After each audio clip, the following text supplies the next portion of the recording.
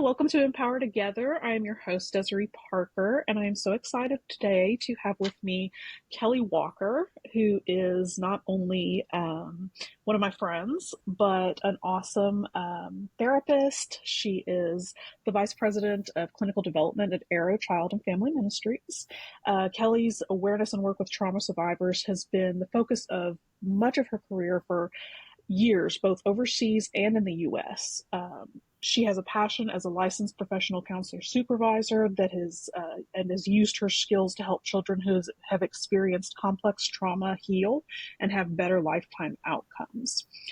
She joined Arrow in 2009, so she's been with them now for, that's like 14 years. It's a long time. Yeah. And at Arrow, Kellee has served in a variety of roles, including working directly with children in foster care and at a residential treatment center, leading Arrow's quality improvement efforts as the National Director of Continuous Quality Improvement. She has extensive training in being a TBRI practitioner, and if you're outside of Texas and not familiar with TBRI, that's trust-based relational interventions, which is an amazing treatment modality. So she's a practitioner and educator, a Daring Way Facilitator, if you know Brene Brown, which I would venture to guess most of you do. She's amazing. Phase 1 certified in Neurosequential Model of Therapeutics and a Praesidium Guardian. And Neurosequential Model of Therapeutics is part of Bruce Perry, another just awesome trauma educator and leader in the field of trauma. Kellee is a proud mom of an 11-year-old boy, Travis, who is just amazing. And she had the privilege of adopting him out of foster care. So just welcome, Kellee. That's a huge, long introduction, but you've done a lot. So, I have. I'm still so young, Desiree. Isn't it amazing? I know, right? It's like, we're so young and we just have accomplished so much.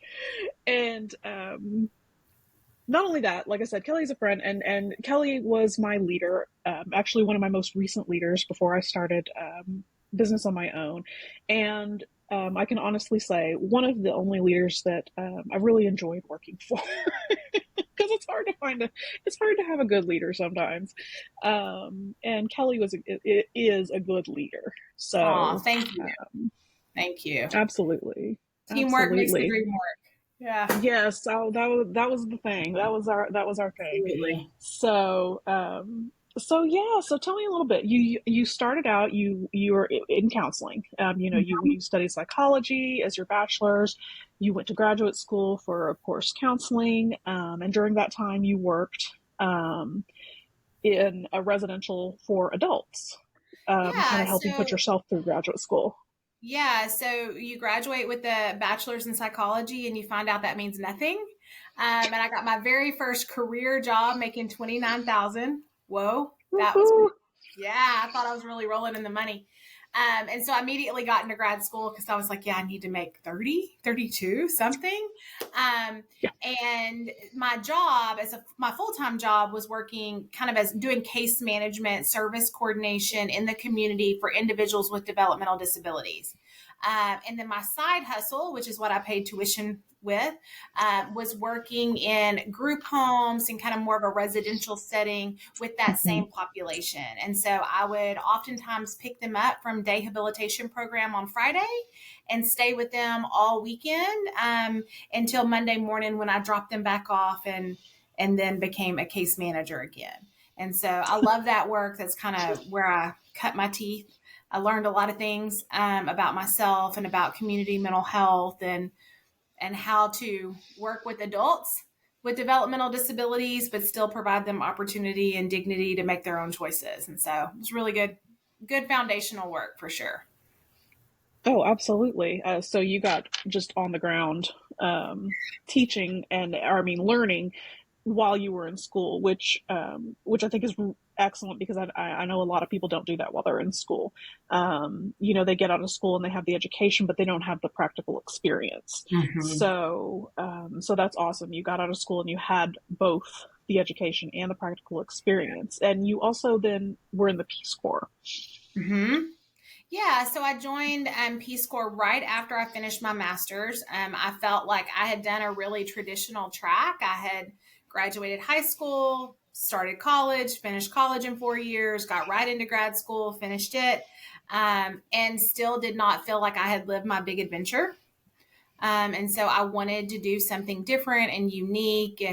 And before I started accruing the interim at all the hours for your internship, that 3,000 hours, I thought, you know what, I'm going to take my national counselor exam, get that out of the way, and then, go live my best life.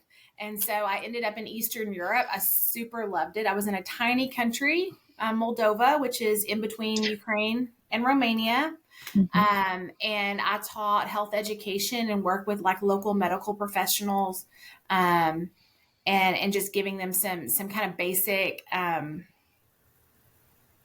facts around health. There's a lot of stigma and a lot of myths still around things like HIV and cancer prevention, and so I was really trying to bring some of that knowledge there and really teach Moldovan teachers how to teach health education because they don't have a health education curriculum there. That's awesome. I loved it. I lived there for 2 years and learned Romanian and a smattering of Russian, and it was good times. And I loved my host family. I had the best host family ever. They really made my experience great. That's such a good experience to have. I didn't get as much travel in until I got into my 30s, but I feel I learned so much more from international travel and spending time in other cultures. I think than school even provided me. Just getting to know people and like you said, I was fortunate to do some medical mission work in Kenya, and being able to provide that education and that assistance that seems so basic here, where we live, that is life-saving, to people who don't know about it. Right. Is so important. It was really interesting when I started my work in my village. I gave nurses and doctors a quiz that was meant for 7th graders in the U.S., a true-false quiz around HIV and AIDS. And it was a little disheartening, the results that came back, because that's where I realized, like, wow, we have had the privilege in our American public school system to really learn and have myth busting happen and to decrease fear, which of course, when you're afraid of people, then they get isolated, right, and stigmatized, and we've done a lot of work here around that. And so that was really one of those moments that was eye-opening for me, and probably made me appreciate my American public school education a lot more than I did prior to that. But it was really great, and it was a wonderful time in my life. I cherish it. I joined Peace Corps with belief that God would place me where He wanted me in the world. I didn't select a part of the world. I just knew I would end up in Africa. I just knew it in my core. And so when I got Eastern Europe, I was like, "Are you sure? Like, let me look. What is Moldova? Where is this place?"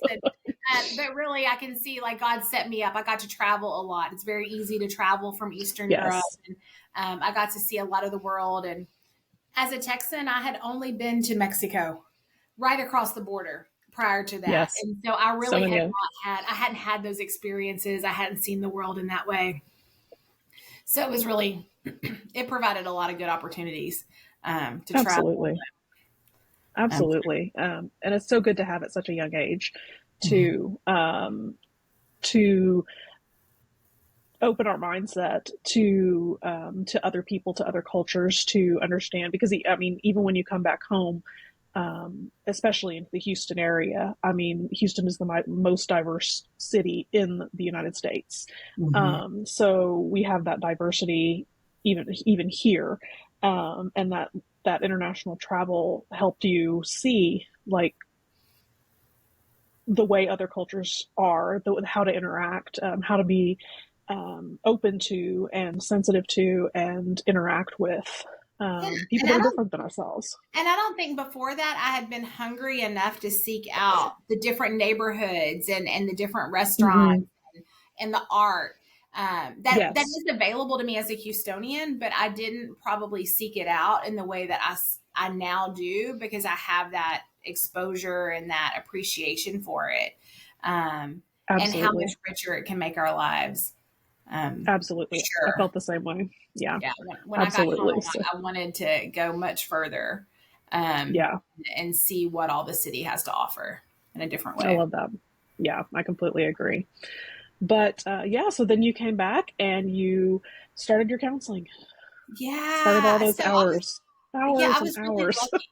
Yeah, hours and hours. I was really lucky though. When I was in grad school, I had done my practicum with a forensic psychologist here locally. And he had, at the time, he had someone work with him who was an LPC supervisor. Mhm. And right toward the end of my master's program, the LPC supervisor went out on his own, and I went with him into that private practice and worked for him. So when I came home, I knew I had a soft place to land. And he was a wonderful mentor to me and served as my LPC supervisor. So I was able to walk right back in and into his practice and get my hours and work. And we worked with drug court and DWI courts Awesome. locally, and I love that work. Yes. It was a lot of group, a lot of individual trauma work with Hmm. adults, which is where I really saw that the patterns of trafficking happen in America. I Yeah, learned it overseas. I learned of about course. trafficking because, women would be promised jobs. They would go to Italy or to another part of Europe, and then their documents would be taken, and they would kind of be held captive in that way.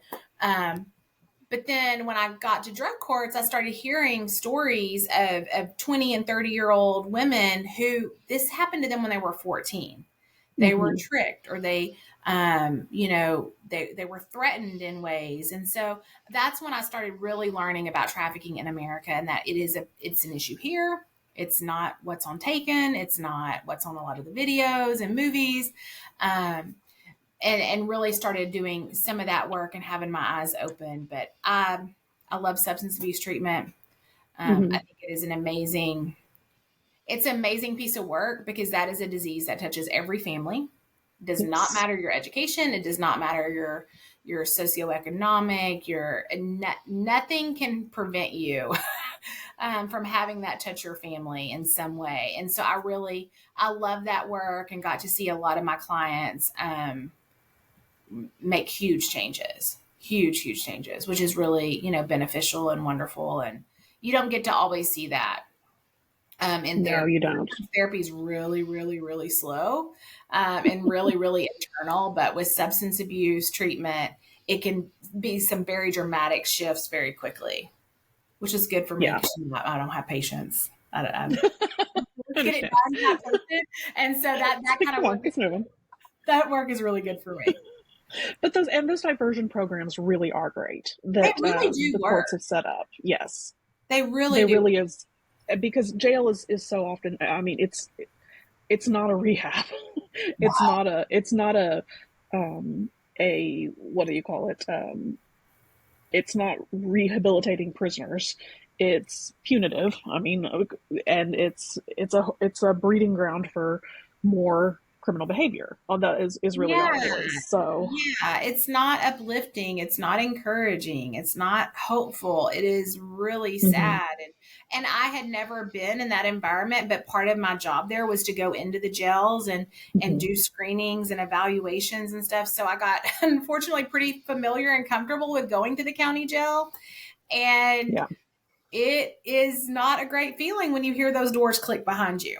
Um, no, and and even knowing they're going to let me out, did it still left me with that bad feeling of, oh, this isn't good. this is not a pleasant place. Nothing good This is is happening here. no, no, definitely I, not. but I loved that work. I love drug court works. I'm a big believer in those programs. I think if we could somehow unify drug court programs, which are, of course, part of the criminal justice system, and the family court system with child welfare, Mhm. I think we would have a lot of kids be able to reunify and go home, Yeah, and get out of child welfare, because I think the two in most places are still very separate court systems. hmm Um, but I think bringing them together could lead to some really good results for families for sure. I could absolutely see that, because I know I sat in many family court hearings with clients that I had as a case manager, and the problem with the biological family was drug addiction, and the continued relapses. So, some type of actual rehab, some kind of intervention on their part would have gone a long way, I think, towards helping them, regain custody rather than, just expecting them to work through some steps that the family court had put forth. Not that they don't, have steps in place, but it's not the same. No, and a lot of my clients they were forced with a choice. I can either pay for my parenting classes that will work toward the family court requirement of getting my child back, or I can pay my drug court costs, which keeps me free and keeps me out of jail and out of prison ultimately. And so a lot of times, if you are a single mom, and I have one in particular that I love so much, single mom, 4 small children, she could not afford both. And her children would not ever have her back in their lives if she went to prison. So she paid the drug court stuff, and she really was penalized a lot in family court because she wasn't meeting those requirements, but she was meeting all the drug court ones, and the two just don't talk enough for kind of dual credit. You're trying really hard and you're doing all these things, and so I hope that we can get to a system where those two work side by side. They can collaborate and work together rather than being such separate things. So so then you went to Arrow not too long after that, I would imagine. I ran out of health insurance. What an American problem. So when you come home from Peace Corps, you get to be on basically like a COBRA plan through the government for like a year and a half or something. And I had done that. And in that time I was working in private practice. This was before, Obamacare. I don't know what the official name is, but, and so that wasn't an option to me as a private practitioner. So I thought, I got to find health insurance. I need retirement probably because I do want to retire one day. Fingers crossed. Yes. And I really love play therapy. I really wanted to take what I could learn from child welfare and a child placing agency into my private practice. So when I came to Arrow, I was very honest with them. I have my master's. I'm a licensed therapist. I want to do play therapy. I care about kids. I care about trauma and family systems. I plan to be with y'all for about a year. I'm going to learn everything I can about the foster care system, and I'm going to take that back to my private practice. And I don't know why they agreed. I don't know why anybody would ever hire somebody who's telling them, I'll be with y'all about a year. But they did. And I'm so thankful. I had a really bad taste in my mouth from foster care when I worked community mental health, because what I saw in the community mental health system of foster care was really not great. Homes that I did not feel like kids should have been in, a bunch of kids in a home, a real discrepancy about where that foster care reimbursement was going. And so I thought that that's what foster care was. And then when I came to Arrow, I was a case manager. I was going into our foster homes, and I saw a totally different side to foster care. I saw foster parents who, number one, had nice, clean homes, that were taking in a reasonable number of children, 1 or 2 children per home. A large commitment to those kids, and the kids were involved in extracurricular activities and had all the things kids should have. And I really loved it. And Arrow did a really good job of challenging me and giving me lots of different opportunities. So right when I figured, okay, I've learned enough, they would give me another opportunity. So then I got to work intake and placement, and for a while, I can't remember what my title was, but I handled kind of all of our contracts for a bit. And so I kept learning. They kept giving me new opportunities to learn a different part of the business, which was really good for me and just who I am as a person. I need that kind of constant, what's new, what's next. Yeah. And so I stuck with it. And honestly, at one point when we were launching Freedom Place, which is the residential treatment program, I realized I can't do private practice and this well, because this requires a lot of on call that I did not previously Oh, yeah. have. And so that's when I decided to step away from private practice and go all in. Also at the same time, I was starting to foster, and I knew I can't be a single mom and have a private practice and a full time job. Like something's got to give. Yeah. So that's kind of where when I left that behind and went full time into child welfare. But for a long time, I was kind of doing both. Had my toes in both ponds. Yeah, of course. Of course. Yeah, I definitely know some people who do that who, especially as they're getting their hours or, um, you know, just making extra money, especially the lower single, things like that. But taking on a foster child is a different story. Yeah. And becoming a parent. Yeah, that was just something that there was no better trained foster parent than me. I was a TBRI educator. I had TheraPlay training. I have all this training. And I learned real quick living with trauma and working in trauma, two very different things. And Yes. I needed to give my all to him. And Mm-hmm. so that meant I had to do some different things. In fact, I stepped away from direct care at Arrow at one point. It was getting to be too much, and they were like, okay, we want you in the company. You can't work in a residential treatment center with everything going on at home. And that's whenever I started doing our continuous quality improvement work. Yeah. um, Yeah. just took a corporate desk job for a few years so that I could really Mm-hmm. focus on getting my home life stabilized. Yeah, absolutely. Um, and that's important. We have to know our seasons of life and Yeah. understand when it's time to focus more on, our families and when they require the bulk of our attention, and when it's okay to maybe lean into our jobs a little bit more, and and give it more attention, Right. and more of our energy. And it's hard to Um, do that. It's hard to know it that and to is. give yourself permission to do that. It was really hard to give myself permission to kind of walk away from residential care and all the people I loved, including some of the girls that I was serving at the time. Um, it was really, really hard. And I think I had some leaders who were very supportive of me in that process. And then I had some leaders who literally called me Judas. And I was like, yeah, okay.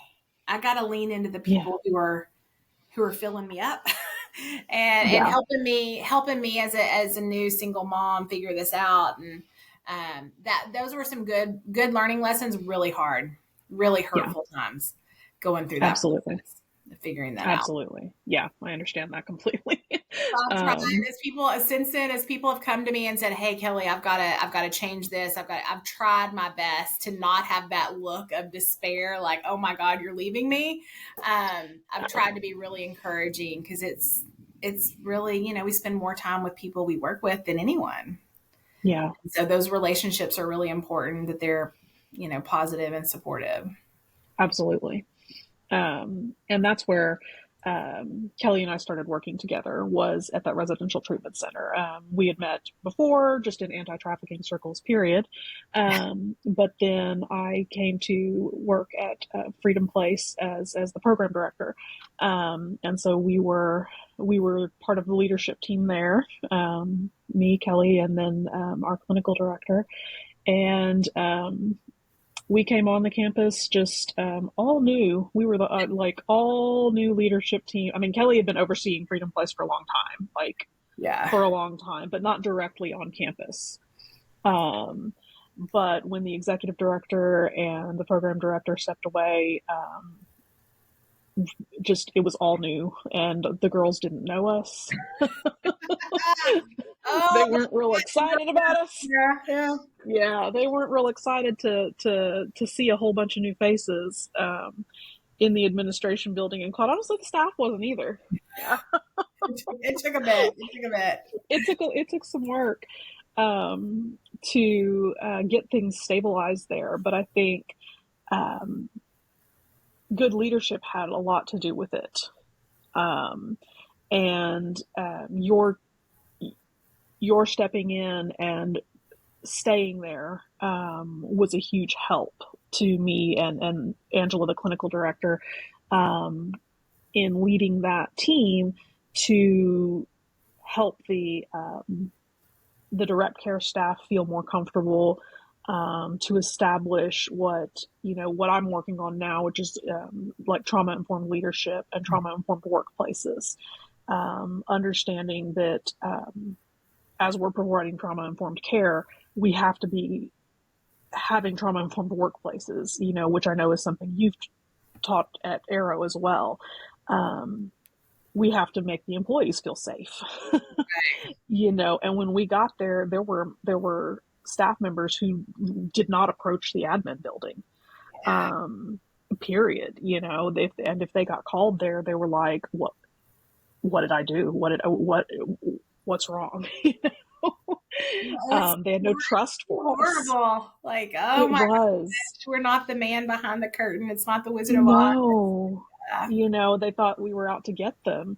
There was no trust, there was no support, there was no, and it was just a whole new, it was a whole rebuild, basically. It was, and it's sad that it was like that because there was no need for that, No. A residential campus is a big family, and and everyone has their role, and no one's role is more important or less important, because the truth of it is if one person gets off the ship does not work. And so it was really unfortunate that culture was here. I think you did a lot of things that you should take credit for and pride in showing up. Because showing up was half the battle here. Staff did not believe that admin would show up and work the floor and put on their tennis shoes and chase kids and do all the things.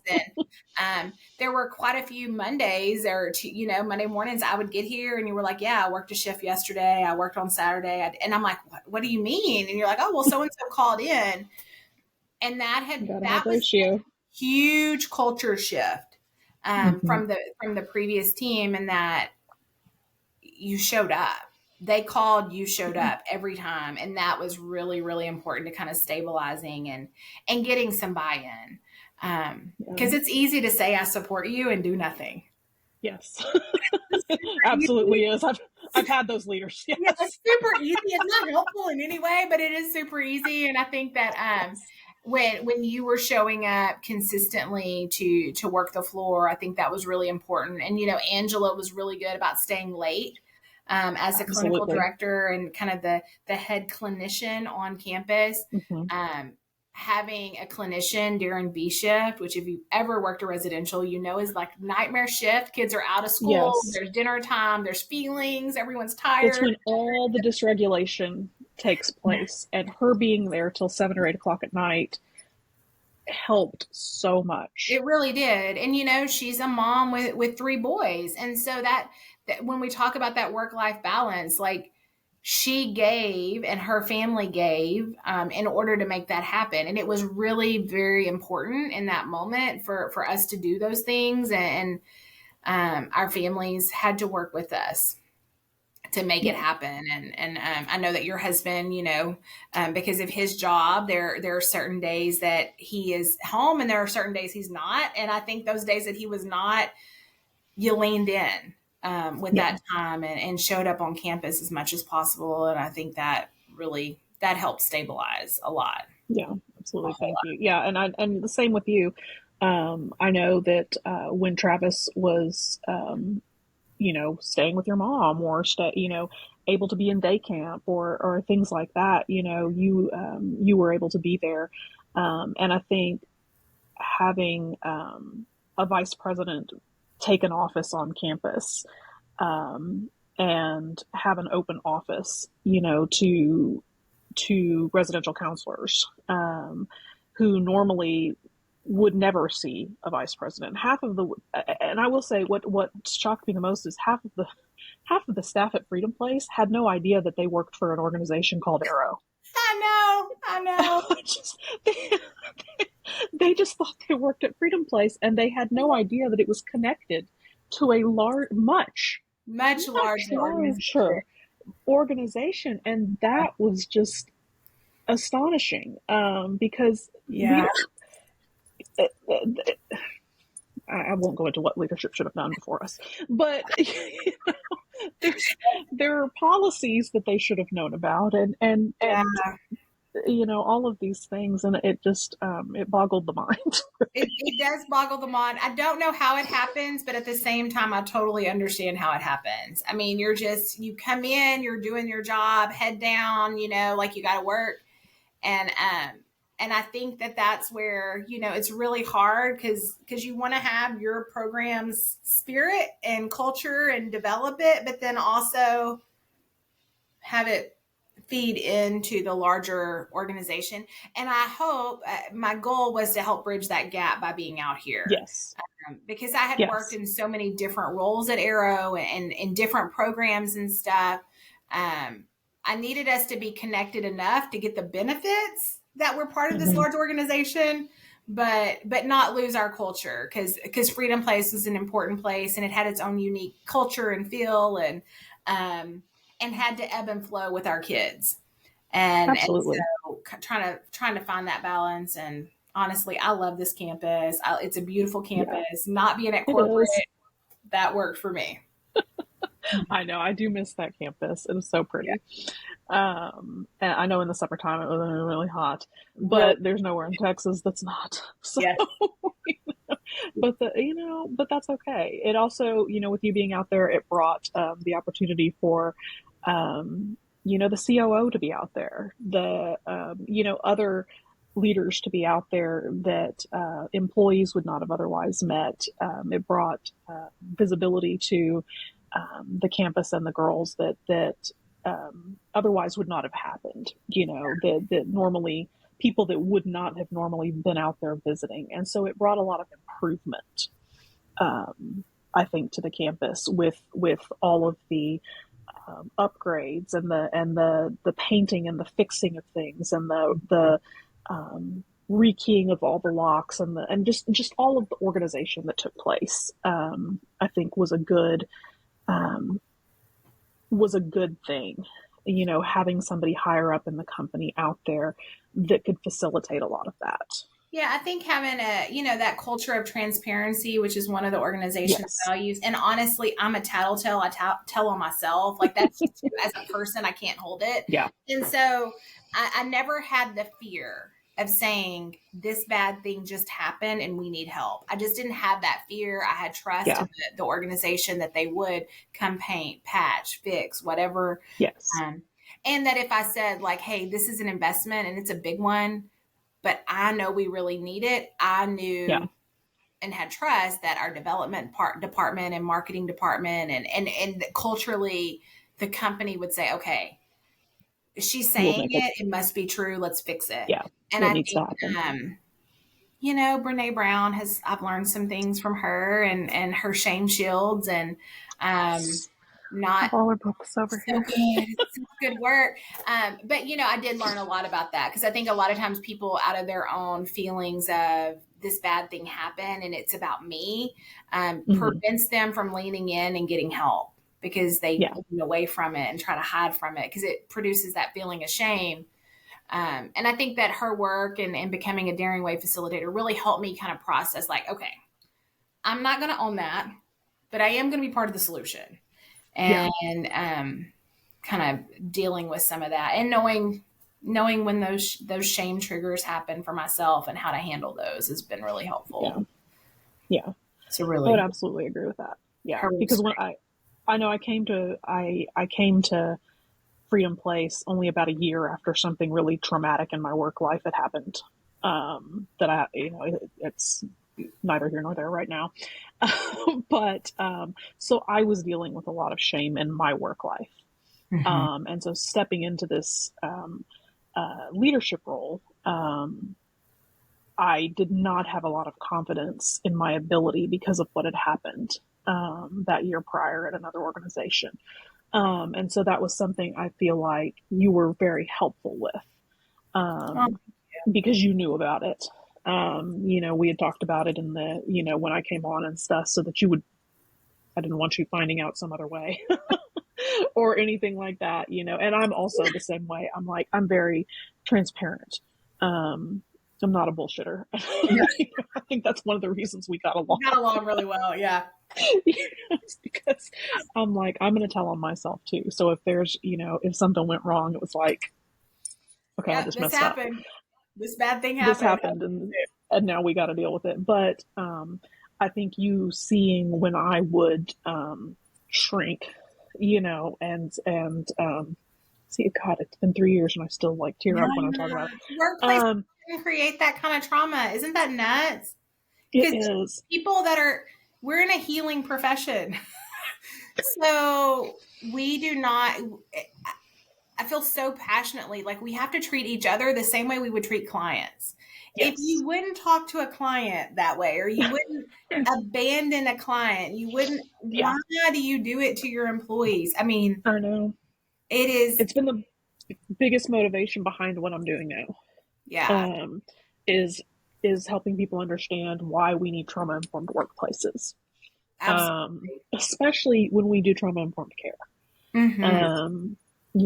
Is if our employees don't feel safe and our employees can't trust leadership, and if we don't have peer support, and all of those things going up the pyramid of trauma informed care, then we're not providing it to the clients.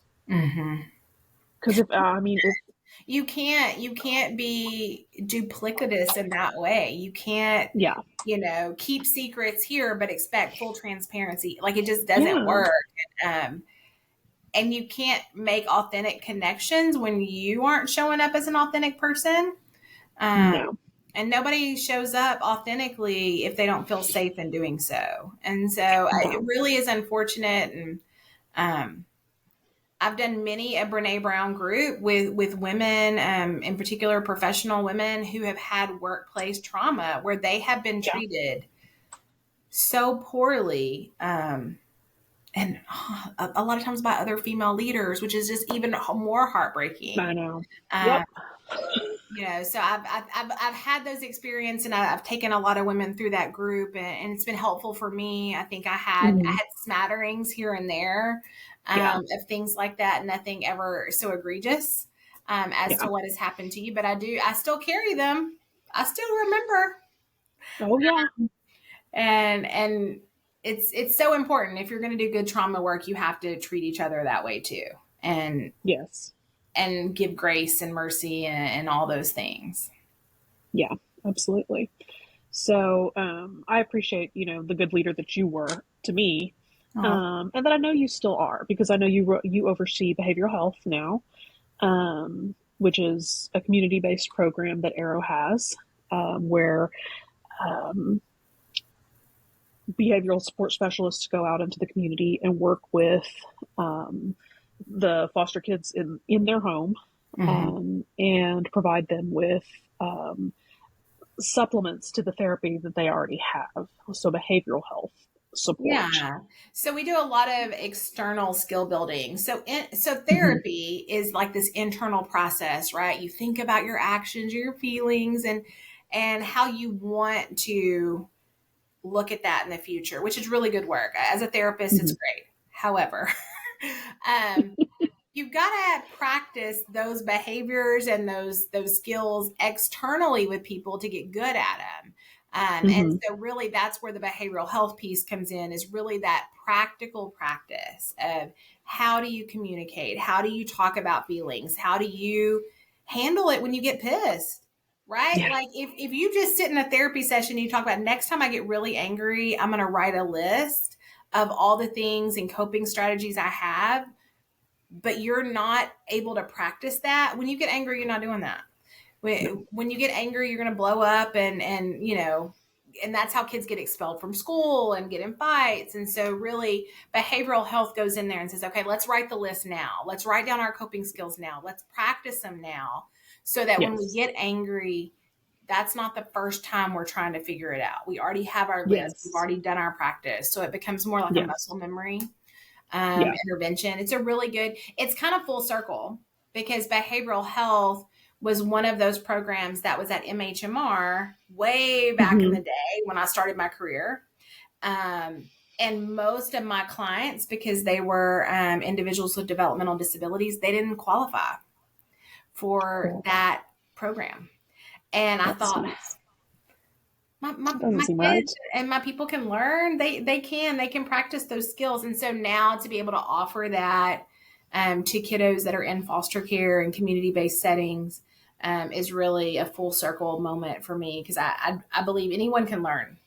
It may take more Hmm. tries, it may take more practice, but everyone can learn. And I'm glad that we can do that for kiddos now in a way that it wasn't Yeah. done through that community mental health setting.